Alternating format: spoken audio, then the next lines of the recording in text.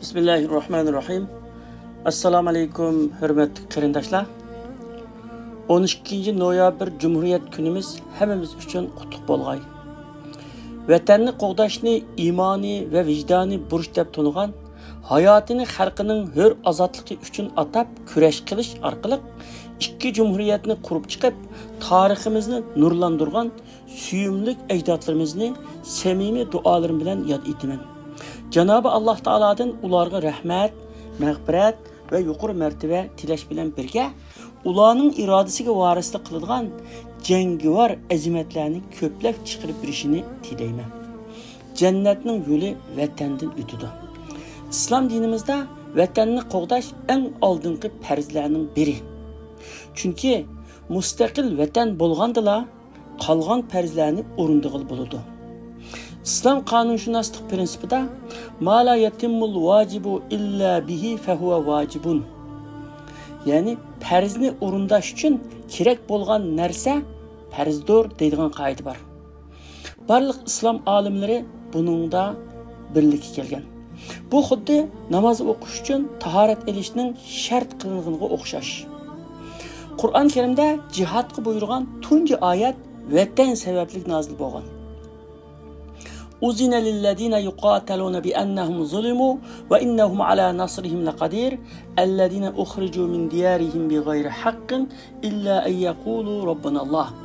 Hücum qilinguvchilarga zulmga uchraganlik uchun qarshilik ko'rsatishga ruxsat qilindi. Shaksizki Allah ularga yordam berishga albatta qodirdir. Ular faqat Robbimiz Allohdir deganligi uchunla o'z yurtlaridan nohaq haydab chiqarilgan edi. Yani bu ayette muhacirlar özlerinin ana vatanini, öy joylarini ve mal mülkini tartib algan zalimlarga karşı urush qilishga buyurilgan. Yani Kur'an Kerim'deki birinci ketim tushgan tunji cihat ayeti muşu. Vatanni suyish vijdandin. Kichik vaqtimizda vatanni suyish imondan degan so'zni hadis deb bilatdik. Keyincha hadisshunos olimlarning bu so'zni hadis emas, balki hikmatli so'zdir degan bayonini bilgandan keyin uningga qoyil bo'ldik. Chunki payg'ambar haqiqatga zid keladigan so'zni hargiz qilmaydi. Haqiqat shuki, vatanni suyish iymoni bor odamlarga xos emas, vijdoni bo'lgan har qanday odam o'z vatanini suydi. Chunki vijdon shuni talab qildi, yaxshilikqa yaxshilik qaytarishni tabiiy zurriyat deb biladi. Vatanni suyish vijdonliqlarning xislati. Payg'ambarlar barliq go'zal xislatlarda insoniyatga o'lgu bo'lgandek, vijdoniy xislatlarda va vatanni suyishdimi eng vafodor ulgulik zotlar edi. Payg'ambar sallallohu alayhi vasallam Madinaga hijrat qilgandan keyin o'z turmushining g'ami yoki kishilarni islomga da'vat qilish ishlari bilanla bo'lib qolmadi. O zatning Madinadagi hayoti musulmonlarning tunji davlati bo'lgan Madina Munawvara shahrini qo'g'dash bilan bir vaqtda muhojirlarning ona vatani bo'lgan Makka Mukarrama shahrini ozod qilish arzusi ve tayyorligi bilan o'tganligini, hatto Makkaga berish arzusi uning tushlarigacha kirganligini bilamiz. Laqad sadaqallohu rasulahu ru'ya bil haqq la tadkhulunnal masjidal harama inshaallohu aminin muhalliqina ru'usakum va muqassirina la takhafun. Allah payg'ambarga rost tush ko'rsatdi. Ey payg'ambar, Allah xolisa sizlar xotirjam bo'lgan, ba'zilaringlar boshlaringlarni tushirgan va ba'zilaringlar qirqigan holda qo'rqmay cho'qim masjidi haramga kirsizlar degan oyatmi payg'ambar sallallohu alayhi vasallamning o'z vatani Makkani qanchalik bek sig'inganligining va uningga kirishga qanchalik taqozo bo'lib ketganligining amaliy ifodalaridan biridir. Ko'pincha vaqtlarda odam o'zi qattiq tashna bo'lgan va isi yodi shuningda bo'lib qolgan narsani tushaydi. Bu xuddi qattiq qusab ketgan odamning suv ichib yoki suv izlab tush ko'rganiga o'xshash bir ish. İgisi yo'q dava unutilib ketadi. Har qanday bir davaning putrab turalishi va kechikib bo'lsa-mu natijasini ko'ra olishi uchun dava egalarining fidokorona izchilligi shart bo'lgandek, vatanning ozodligi uchun harakat qilayotganlarning to'xtab qolmasligi va oyog'i uzilib qolmasligi zarur. Shunga davaga ega bo'ladigan avlodlarni yetishtirish nihoyat muhim. Avstraliyani besib Angliyalik inglizlar Avstraliyaning asli fuqarolari bo'lgan aborjin millatini qirib tugatib etishni niyat qilgan bo'lsa-mu, ularni qo'g'lab borganda Avstraliyaning issiq balvoqqa joylashgan rayonlarining issig'iga bardoshlik berolmaganlikdan qo'g'lashdan voz kechish sababli Avstraliya fuqarolaridan intayin oz sondagi kishilar hayot qolgan. Avstraliyada yaşaydigan bir do'stimning deyishicha, hozir Avstraliyadagi yerliklarning nisbati bütün Avstraliya nüfusining %1%ni aran tashkil qildi ekan. Hozirgacha vatanimizdan inglizlarni qo'g'lab chiqaramiz, Avstraliyani ozod qilamiz deydigan birer aborjinning ovozini anglab boqmadik.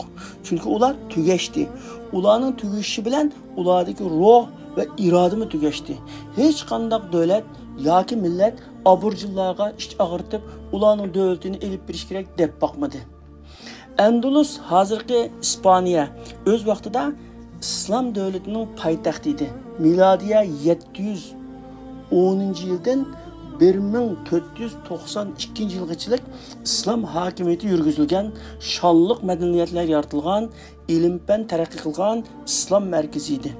Bütün Avropaliklar bu markazga kelishni va uning madrasasida ilm, ma'rifat o'rganishni orzu qilardi. Padişahlarning, qo'mondonlarning, baylarning bolalar kelib o'qiy olaydi. Ulug'ini o'qiy olaydi, ammo boshqalar kelib o'qiy olmaydi. Bu shonliq islom markazi xristian mustamlakachilar tomonidan ishg'ol qilingandan keyin u joydagi musulmonlar ya xristian dinini qabul qilishga yoki o'lib tugishga ikki ishning biriga majburlangan. Ko'plari o'lib tugigan. Shuning bilan 800 yilga yaqin islom hokimiyati yurgizilgan va islom madaniyat markazlaridan biri bo'lib kelgan Andalus davlati xristian davlatiga, aholisi xristianlarga aylanib qolgan. Bugungi kunda hech qanday bir musulmon davlatining yoki musulmon jamoatining Andalusni qaytarib olamiz deganligini anglab boqmadik. Chunki u unutilib ketdi. İntiqom oldigan, o'z vatanini qaytarib oldigan jonlar o'lib tugidi. Keyingilar o'zlarining dardi bilan qoldi. Ya'ni har qanday bir davoni qildigan da'vogarlar chiqmasa, u unutilib ketdi. Vatan fidokor shaxslarga muhtoj. Men burun Shiroq rivoyati degan mavzuda bir maqola o'qigan. Milodiyadan burungi vaqtlarda İran shohi İskandar Dara O'rta Osiyodagi saklarga qarshi qo'shin tayyorlab hujum qilib chegara bo'yiga keldi. Saklar hujumga qandaq taqobil turish uchun boshqa turgan paytda Shiroq ismli bir padichi saklarning oqsoqollarining yeniga kelib, o'zining dushmanning hujumini to'sa oladiganligini, agar ular farzandlariga ega chiqsa, o'z jonini fido qilib vatanni qo'g'dab qoldiganligini bildirdi. Oqsoqollar bunga muvofiq keldi. Andın Shiroq o'zining ikki quliqini va burnini kesib tashlab, İskandar Daraning qo'shini joylashgan joyga bordi.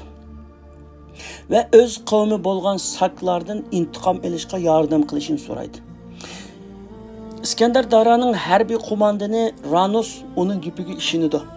Andın Shiroq o'zining İran askarlariga yo'l boshlab, saklarning vataniga elib bordiganligini, askarlarning faqat 7 kunlikla ozuq-tulik elib olishi kerakligini, uningdan ko'p asla chapa tortib qolganligini aytadi. Ular yo'lga chiqib 7-kuni bo'lganda ozuq-tuliklar butunlay tugaydi. Askarlar ochlik va yo'l azobiga qiynalishga boshlaydi. Shu chaqda askar boshlig'i Ranus o'zining aldalganligini va Shiroqdan o'zini nega olib beradiganligini so'raydi. Shiroq shu vaqtida o'zining ulardan intiqom olish uchun akaganligini, vatanni qo'g'daydiganligini aytdi va to'rt tarafning qaysi tarafiga mangsanglar 7 kunlik yo'l yetib bo'lolmaysizlar, hammamiz mishada o'limiz, ammo men hozir mishada o'laman deydi. Ranus achchig'ida Shiroqni shahar qatl qildi. Qolganlari ochlikdan, susizlikdan asta-asta o'lib tugishdi. O'rta Osiyo, Uyg'ur va boshqa millatlar bu rivoyatni vatanparvarlikka simbol qilib avloddan avlodga qoldirib kelgan ekan. 19-asrning oxiri Yaponiyalik ikki o'quvchi ayni vaqtdagi dunyoda eng kuchli, eng taraqqiy topgan davlat Angliyaning Oxford universitetiga sanoat fanlarini o'qishga chiqibdi. Ular 1 minut vaqtini zoya qilib o'tmay, digidek berilib o'rganibdi. Bir tin pulni behuda xaylamay, sanoatga oid eng yangi qo'llanmalarni, nozik texnikalarga oid chertyuzlarni to'plabdi. Ular Oxford universitetidagi o'qishini tamomlab, ana vatan Yaponiyaga qaytishga jablanibdi.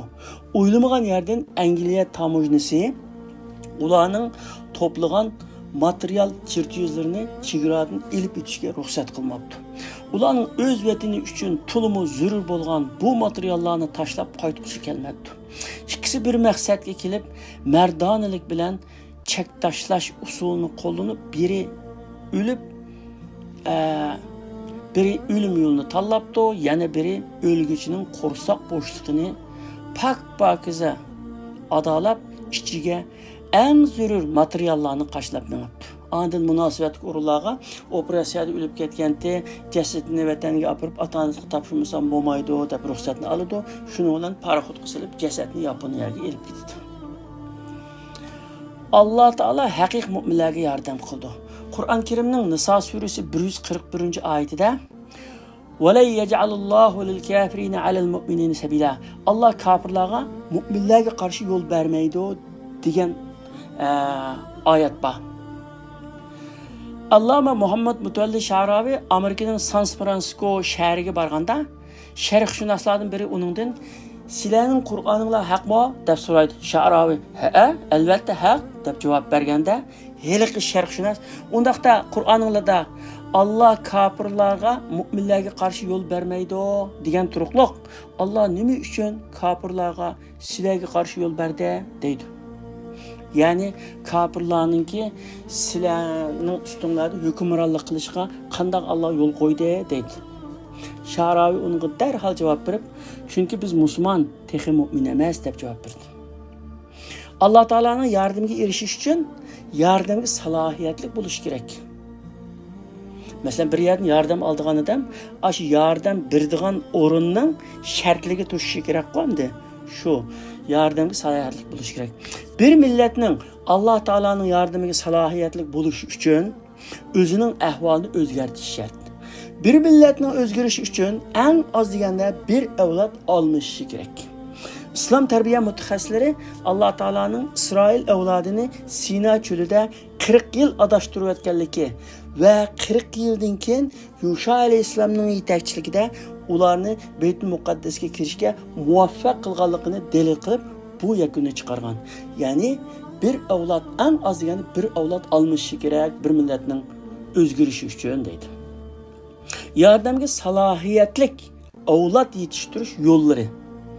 Yani vatan uchun jinini atashdan ikkilanmaydigan, fidokorlik ruhi bilan yetilgan va Alloh taolaning yordamiga loyiq bo'lgan yangi bir naslni yetishtirib chiqishda oldi bilan ularni sistemalik o'qitish, iymon va vatanparvarlik ruhi bilan to'yindirish lozim. Bolalarga vatanning qissalarini, ajdodlarning izlarini, qahramonlarning botirliklarini so'zlab berish, o'zimizning diniy aqidamizni, ahlak dasturlarimizni ve qimmat qarashlarimizni Uyg'urcha, Uyg'ur tilida o'rgatish lozim. Bundan başqa o'z millatimizga oid bo'lgan narsalarni va ishlarni qadrlash, maqtash va ularning qimmatli ekanligini so'zlab berish bolalarda o'z millatini va millatining boyliklarini qadrlaydigan, o'z millati bilan faxrlanadigan kayfiyatni yaratadi. Bolalarga o'zimizdan chiqqan Shiroq, Kulshat, Nuzugum, Yetti Qizlarim, Kiparxon, Mayimxon, G'ani Botir, Osmon Botir va Zaydin Yusuf qatorliq qahramonlarimizning qissalarini so'zlab berish, hatto bu qissalarni ko'chirib yozdirish ularni vatanga yaqinlashtirdi va ularda vatanparvarlik ruhini uyg'otdi. Fikr buningdan 10 necha yil ilgari ikkinchi qizimga Shiroq rivoyatini turkcha yozdirgan edim. Yaqinda qizimdan şu rivayetini sorusam, uning mazmunini to'liq aytib beradi. Buningdan bildimki, biz farzandlarimizning minisiga vatanparvarlik haqida qanchalik ko'p narsalarni kirgiza olsak, ularning vatanga bo'lgan bog'lanishi va muhabbati shunchalik kuchli bo'ldi ekan. Mustaqillik aldirg'anga keladigan ish emas. Hammadan aldiraydi. Hammadan shu bugun mustaqil bo'lsa, lekin aldirg'anga kelmaydi. Mustaqillik degan planliq, sistemli holda izchil ishlash, harmay, talmay kurash qilish, avlodlarni shu yo'lda yetishtirish, qilgan emgaklarining natijasini men ko'rolmasam qandoq bo'ladi demay, natijani avlodlarim ko'rsin, xalqim hur, erkin yashasin, men ularning parlaq kelajagi uchun ishlay deydigan izgu niyat va fidokorlik bilan qo'lga keldi. Shunga bizda vatanning mustaqilligi yo'lidagi jafolarimni Allah natijasini avlodlarim ko'rsa, menga yetarlikdir degan qanoat tiklangan vaqtda biz Alloh taolaning yordamiga loyiq bo'lishimiz mumkin. Odamlar dunyoni o'zgartirdi. Da'vo odamlarni yetishtirish mustaqillikka erishish yo'lida ilinadigan qadamlarning birinchisidir. Chunki odamlar dunyoni o'zgartira oladi. Ular davlatlarning qurilishiga yoki yiqilishiga bevosita ta'sir ko'rsatadi. Vatan davosini to'xtatib qo'ymaslik va texmi yuqori baldaqlarga ko'tarish uchun yangi nasil davo odamlarga bo'lgan ehtiyoj intayin zo'r.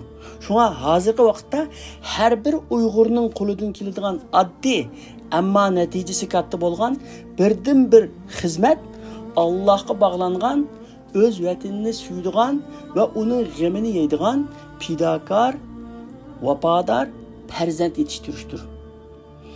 Osmanlılar davlatini Theodor Herzl ve Immanuel Qarasudan iborat 2 nafar Yahudi yiqitgan deyiladi. Poytaxt Abdulhamid degan ko'p qismli filmmi mushu voqealikni ilgari surdi. Theodor Herzl bilan Immanuel Qarasudan iborat bu 2 Yahudi İsrailiya davlati qurilishidan yarim asrdan ko'proq vaqt burun yashagan. Ular qurilmoqchi bo'lgan İsrailiya davlatining asosini soldi. Andın davlatni mushu 2 Yahudining irodasiga varislik qilgan Yahudi avlodlari qurib chiqdi. Yahudi davlatiga asos solgan mazkur 2 Yahudi mustaqil Yahudi davlatini ko'rolmadi. Uning bayrog'ini yuzlariga surtalmadi. Ammo ularning avlodlari ko'rdi va butun Yahudilar hur yashash fursatiga ega bo'ldi. Mana bu bizga o'xshash vatansiz qolgan bir millatning yaqinqi zamonda qo'lga keltirgan g'alabasi.